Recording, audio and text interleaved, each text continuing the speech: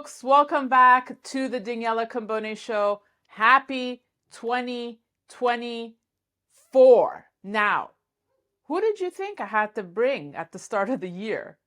Who haven't I had on? And you've all been emailing me, when are you going to bring him on? Well, he is here today, the top trends forecaster on the planet, and my very good friend, I'm lucky to call him my friend, Gerald Celente of the Trends Journal.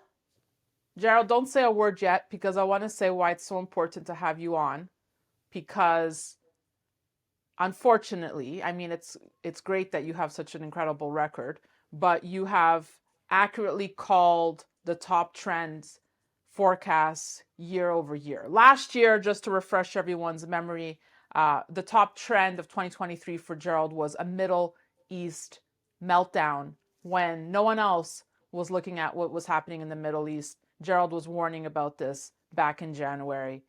And just to refresh everyone's memory, before that, 2 days before Russia launched its military campaign against Ukraine, the Trends Journal ran a cover with an illustration of an atomic bomb with the text "From COVID war to Ukraine war to World War." So that's why it's so crucial for me to bring Gerald on today, given everything that's happening in the world, because even though I'm terrified to ask what his top trend of 2024 is, we need to know.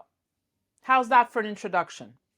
Thank you kindly. I very much appreciate it, but also very saddened, when I think about what's going on.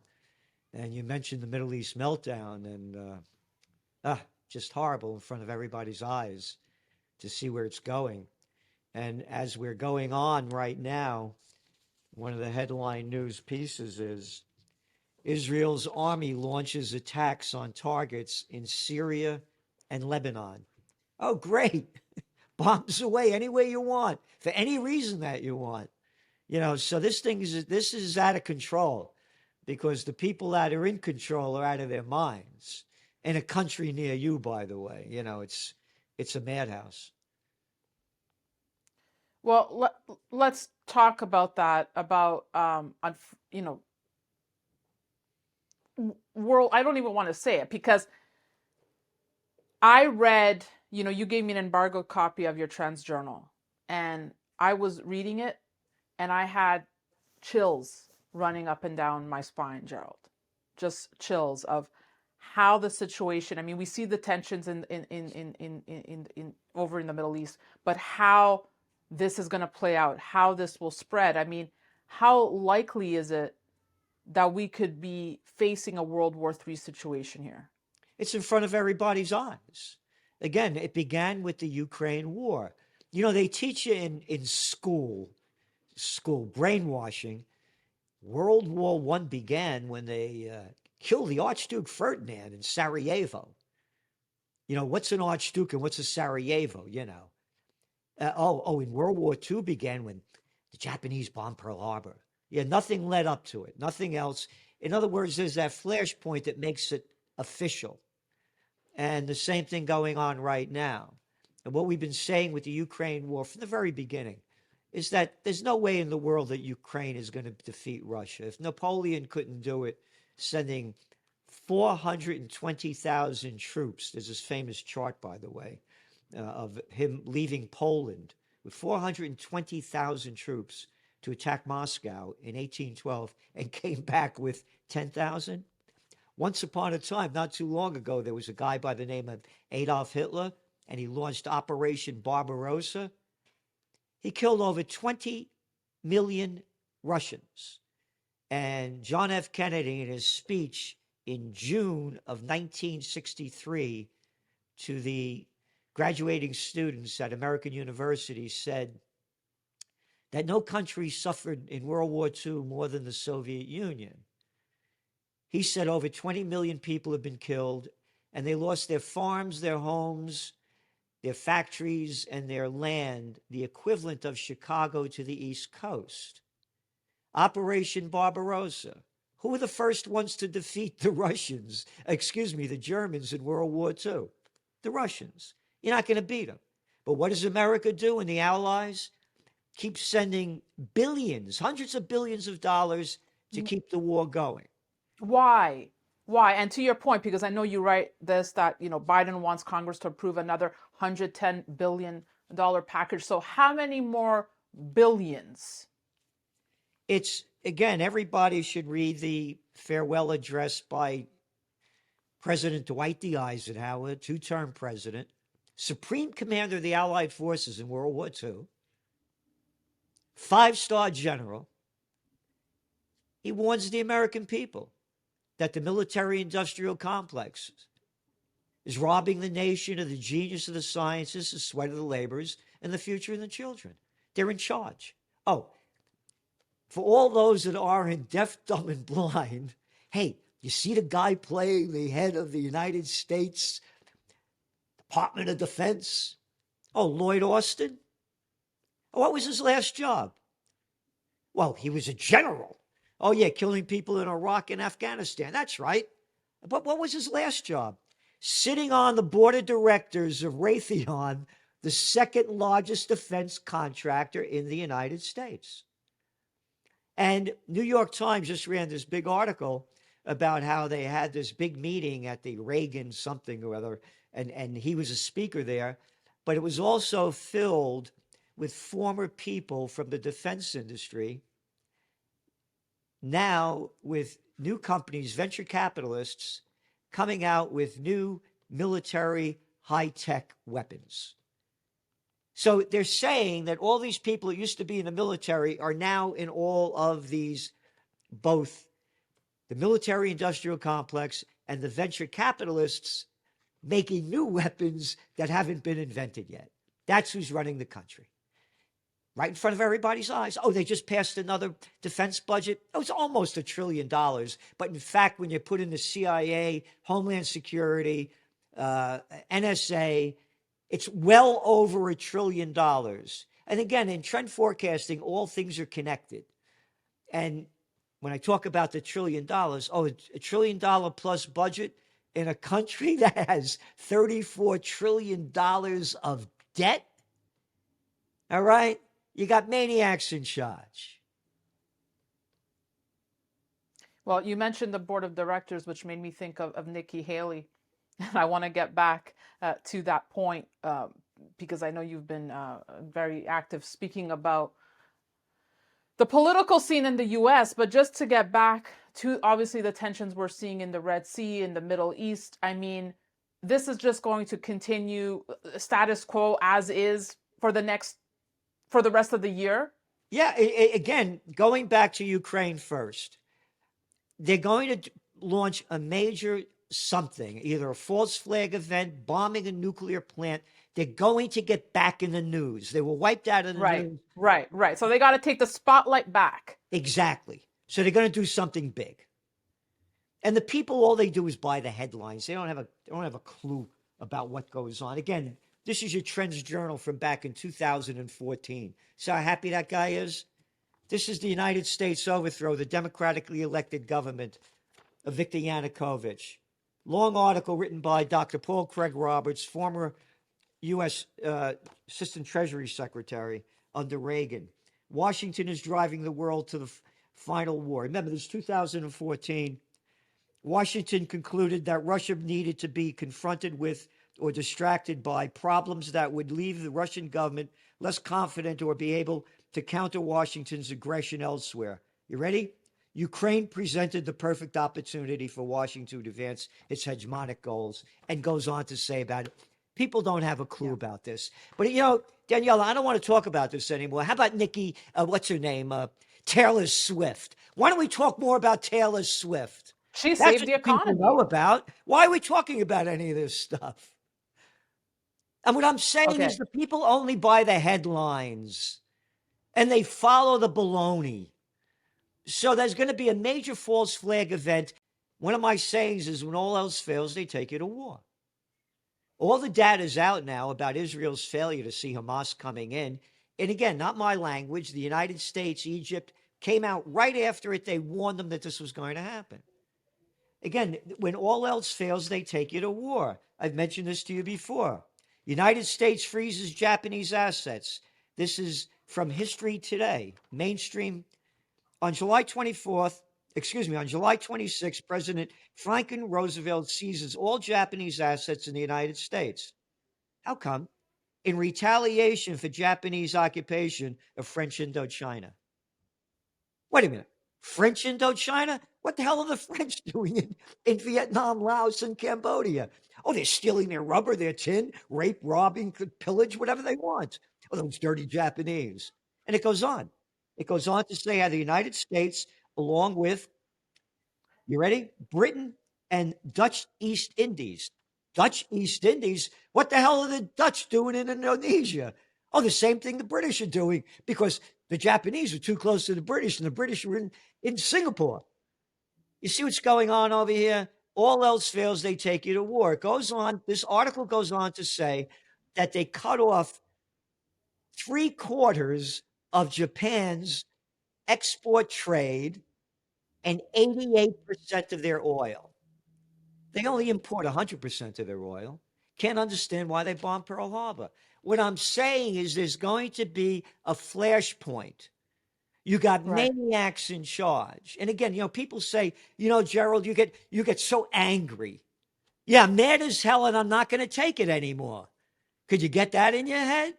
I got freaks running the show over here, robbing us of our life, liberty, and the pursuit of happiness, and I'm supposed to be calm about it? Well, on that note, I want to move on to your next trend forecast, which obviously hits home for me since I live in New York City. With cities large and small across North America being flooded with migrants, anti-immigration will be a major political issue for voters in the upcoming election. So two things here. Obviously, I want to get your take on why they can't get a hold, Mayor Adams and co., why they can't get a hold of the migrant situation. How this is going to play out. I mean, where are they all going to go? What's going to happen? And then two, we'll talk the US election, obviously 2024. So your take on the migrant madness, as you call it. Again, it's North America, Europe. Again, all things are Right. connected. Let's go back to the Nobel Peace of Crap Prize winner, Barack Obama, along with Hillary Clinton, Samantha Power, Susan Rice, Sarkozy in France, and that little boy Cameron in the UK. Gaddafi has to go. They destroyed Libya, the richest country in Africa. You can see the video where Gaddafi is warning them, if you get rid of me, you're going to have a refugee crisis that you're not going to be able to handle. Because he was stopping them from coming in, because Libya is only like that far from Spain, right? Not too far from Sicily. They're all rushing in there. That's what happened when they got rid of him. Number two, you go back to our top trends of 2020, New World Disorder. Before the COVID war began, there were protests and rallies all over the world. People protesting against lack of basic living standards, government corruption, crime, and violence. From Lebanon to South Africa to Algeria to Chile, all over the world. France with the yellow vests. Then the COVID war happened, India. You can't go out anymore, you can't protest. That stopped it. So going back to the trend, there's poverty around the world. The COVID war made it a bad situation worse. People are doing anything they can to leave. Why can't they stop it? Very simple. You got a stupid bunch of little moron, ignorant clowns called politicians running the show. Dumb and arrogant. But these are the people that'll start wars all over that they can't win, and they can't even stop refugees, migrants coming into their country. Now, let's go back to when this changed. I just turned 77. There was another arrogant boy by the name of Lyndon Baines Johnson. Vietnam War. They're drafting all the guys my age and a little older. They needed people coming in. That's when they changed the immigration standards. When I was a kid, I remember hearing my parents, Mm. may rest in peace, telling how difficult it was to get their cousin Constantino into America Yeah, because the restrictions were so tight.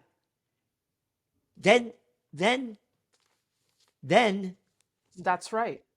the internet revolution. I wrote about this in my book, Trends 2000, 1997. The H-1B visas. We need cheap labor. We need cheap labor. We don't want to pay these people all this money. They gave the H-1B visas. They started relaxing this and relaxing it to keep bringing in cheap labor everywhere. And now it's over flooding. And again, you have little moronic clowns in charge. And again, I say this because, as you know, I was the assistant to the Secretary of the New Yeah. York State Senate. So I've been on the other side. The people in politics are the little jerks you hated in high school and college that wanted to be class president ahead of the student council. Gerald, what are you saying? Are you saying that they're making it seem like it's a crisis, but they really want the migrants in because they need the migrants? It's half and half. They want the cheap labor. Look, go to any place. Go to any place. Go to a Home Depot. Go to a Marshalls. Go anywhere. CVS. Help wanted. Help wanted. Help wanted. Help wanted. Because they're paying the people nothing. Again, I call us plantation workers of Slavelandia.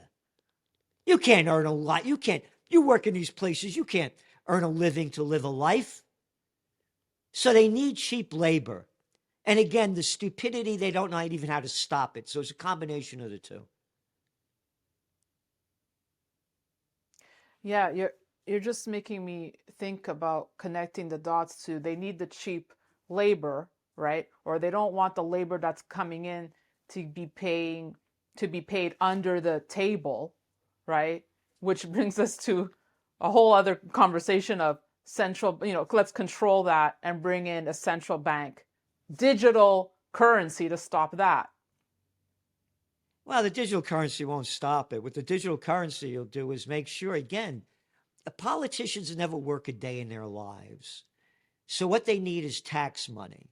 So when you come with the central bank digital currencies, the CBDCs, now they know every penny you spent, where you spent it, and what you spent it on.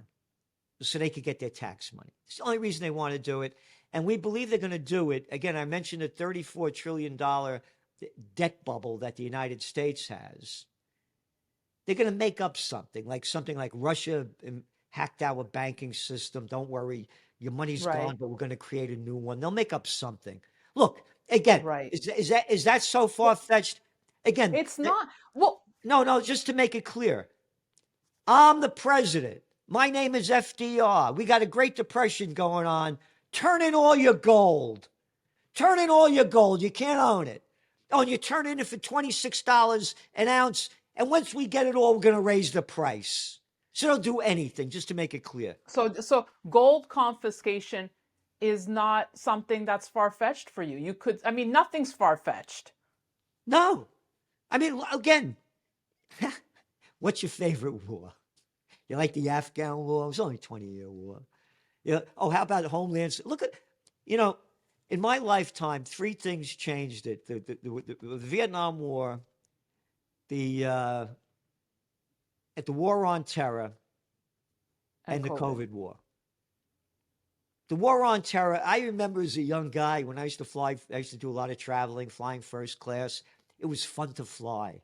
Now, take off your clothes, put it, I mean, filling you up. What do you got over there, I mean, look at the freak show, Homeland Security, and now the COVID war. Again, going back again, all things are connected. Yeah. Billions of people have lost their lives and livelihoods as a result of the COVID war. And when I'm talking about poverty going on in the world, before it happened, one of our top trends for 2020, New World Disorder, a bad situation has become very worse. Hey, isn't it great over there in China as you're watching their economy go down? Oh, the export numbers just came out again. Oh, they stunk. The import numbers are way down. Again, there was a recession in Europe. Again, what the COVID war made a very bad situation worse. So you're going to see more migrants trying to flood out. I want to go back to, because I know I'm getting excited connecting the dots with you, because I love when you help me get there. Um, I want to get back to Europe and the rise of the populist movements here with the migration issues they're facing. But just to wrap on the CBDC, one more point, because in my research over the weekend, saw this video that Lagarde, ECB's Lagarde, put out, and I fact checked it because I was like, wait, I just want to make sure this is not an AI fake video. No, it was a real video of her against whatever ECB backdrop. And at the 1:30 mark, I even tweeted it, she just slips in and she's talking about the 25th anniversary of the euro and how they will welcome a now digital version Yep. of the euro, of course, as a complement to the paper euro, which, by the way, they're going to come up with some beautiful designs. But she slipped in the fact that the digital euro. So I'm just still shocked when people come up to me, Gerald, and say, "Do you really think a central bank digital currency is coming?" I mean, the IMF has told us. Now the head of the ECB has put out a New Year's Day message telling you they are working on a digital currency. I mean, when are people going to wake up? They're not. Again, go back to your Trends Journal, going back to March of 2020, from dirty cash to digital trash. I remember that one. Yeah. So they're not going to, when I used to get upset, my father used to say to me, rest in peace, son, take it easy. People have little minds. People have all this stuff going on in their world. They're not doing what we're doing. They're not studying events every day. They're not going around the world searching for data. Like you say, you're listening to Christine Lagarde. When we do trend forecasting, like we're talking about what's going on with the Israel war. I go to the Jerusalem Post. I go to the Times of Israel. I go to Haaretz. I go to ISNA, the Iranian, IRNA, the Iranian, Tehran News, Al Jazeera. I want to hear what everybody is saying. You think people are doing this? All they're doing is the sound bites that they're getting from television, that Right. the little clowns that I call them prostitutes, media whores that get paid to put out by the corporate pimps and their Right. government war masters. So of course the people don't know. Right. Right. I think the danger, what concerned me with that speech again was when she said it's a compliment Yeah, to the, because then people will take that language and just say, oh, well, it's not just a digital currency, it's going to be a complement to the paper money. Well, of course that's what they want you to believe, right? That's how the story will be sold. That's of course how it will be ushered in. That, yeah, you'll still have your paper money and you'll have the option of digital cash. Anyhow, I don't want well, to. well, again, we have one of our top trends is what is it? The synthetic devolution.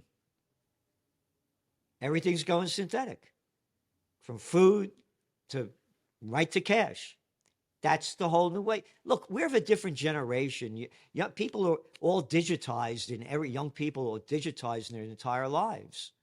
Yeah, I see little infants on these things. So that's the new world. It's in front of us, good, bad, and different. I guess with AI, when they came out Amen. with Chat Yeah. GPT, I'm writing. I've been writing now some 40 years. You know, and I Yeah. took one. I said to one of my guys, I said, "Listen, put this thing in chat. This letter." The thing came back. Wow, that was really great. They really improved it. Then here's what started to happen. Your language isn't proper, and we don't think you should say this or that, and this is the way you should say it, and that's the way you should do it. Mm. The whole thing changed. The whole thing changed. Now they're telling you how to do it, what to do, and the way you should do it. And again, they got this wrong. Again, it's a synthetic devolution. In the King James Bible, they say the meek shall inherit the earth. They misspelt it. The geeks have inherited the earth. Well, let's talk. Let's keep talking about the geeks and who's running for president in 2024. Um, One, do you think Trump will be allowed to run? And did Nikki Haley ruin her chances with her? When asked about the cause of the Civil War, I'm sure Mm. you saw that she failed to mention slavery. Was she done with that? So, two things: Trump, Nikki Haley. Who leads it for the Republicans? Trump. Haley was going nowhere quick anyway. She was just way down the polls. This was a headline from the Washington Post at the end of December. Doom dominates 2024 messaging as Trump and Biden trade dire warnings. Quote, the greatest threat Trump poses is to our democracy. That's Biden. Trump goes on to say that as long as Joe Biden is in the White House, the American dream is dead. There you got it. Whoever wins, the American people lose. When you look at the polls, the people don't want either of them. But when they do the polls, they say who's going to beat who. And there's nobody to run against him. I was for RFK Jr. RFK, yeah. I launched Occupy Peace. So when I talk about it, I put my money in my heart and soul is, for over a decade. And anyway, I had Dennis Kucinich here as one of the speakers at the last one. Kucinich ran for office twice as president, as a peace candidate. He's gone. No longer the campaign manager for Kennedy. You know why? Kennedy is pro-Israel. He made a stupid comment about how spoiled the Palestinians are and how ungrateful they are, and on and on. So I got my money back. I donated the most amount I could to his campaign. I won't support him. And so he has a shot, actually, of winning because the people don't want either one of them. What could bring him down, he has that voice problem that doesn't come across very well. But the people are looking for a third party. And we were talking about the populist movements going on in Europe. And you look at the AfD party, the Alternative for Deutschland party in Germany, how they're going up in the polls, how that guy in Brussels. Weidel, Yeah. One after another, they're all winning. The people had enough of it. So if you get the right candidate, the people are looking for a third party. You went to look at Argentina, right, Gerald? That's right. And look at the clown they put in there. That's how desperate the people are for the change. Why don't you like Milei? Oh, he's full of baloney, too. He's just doing more of the central bank stuff. He's all talk and no action. I thought you would have liked that. Nah, he's not. He's not going to do anything. Look what's going on now. The people are suffering like crazy. He just devalued the currency.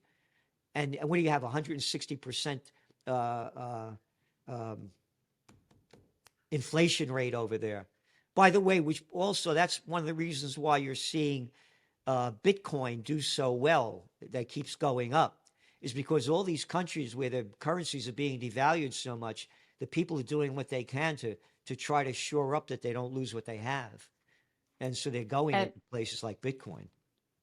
And on that note, I want to take a quick break. We're going to come back with part 2 to continue our discussion with Gerald on the economy, US dollar, BRICS, why he thinks 2024 could be a golden year for gold. Stay tuned.